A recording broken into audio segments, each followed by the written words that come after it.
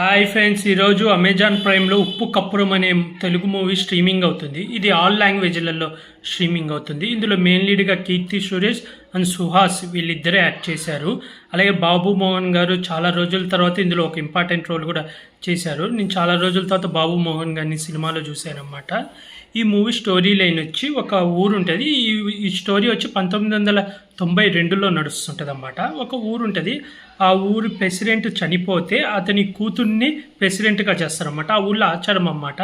ఒక ఫ్యామిలీ ఉంటుంది. ఆ వంశంలో ప్రెసిడెంట్ చచ్చిపోతే వాళ్ళ వంశం వాళ్ళే ప్రెసిడెంట్ అవ్వాలన్నమాట. అలా కీర్తి సురేష్ని ప్రెసిడెంట్ చేస్తారు. అయితే బాబు మోహన్కి ఇంకో పర్సన్ ఉంటారు. వాళ్ళిద్దరికీ నచ్చదు తను ప్రెసిడెంట్ అవ్వడం.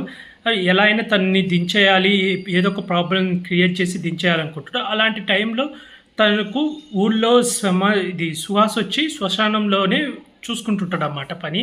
అది కాపరిలాగా చేస్తుంటాడు. అయితే సుహాసు అక్కడ ఓన్లీ నలుగురినే పాతిపూడ్చడానికి ప్లేస్ ఉందని చెప్పి వచ్చి కీర్తి సురేష్తో చెప్తాడు. ఆ తర్వాత ఏం జరిగింది, ఆ ఊళ్ళో వచ్చిన ప్రాబ్లం ఏంది అనేది ఈ మూవీ స్టోరీ లైన్. మూవీ ఎలా ఉందంటే బాగుంది, నాకు నచ్చింది.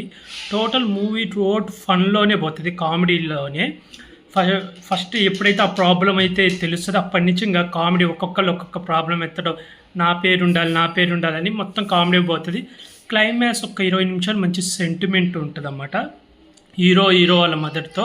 అలాగే లాస్ట్లో ఒక మంచి మెసేజ్ కూడా ఇస్తారన్నమాట. అదైతే బాగుంది. యాక్టింగ్ వైజ్గా అయితే కీర్తి సురేష్, సుహాస్ వీళ్ళిద్దరు యాక్టింగ్ చాలా బాగా చేశారు. బాబు మోహన్ గారు చాలా రోజుల తర్వాత సినిమాలో కనిపించిన అతను కూడా యాక్టింగ్ చాలా బాగా చేశాడు. అలాగే ఇందులో నిజం మూవీలో మహేష్ బాబుకి తల్లిగా యాక్ట్ చేశారు. తనే ఇందులో సుహాస్కి తల్లిగా యాక్ట్ చేశారు. తను కూడా ఉన్నంతవరకు చాలా బాగా చేశారు.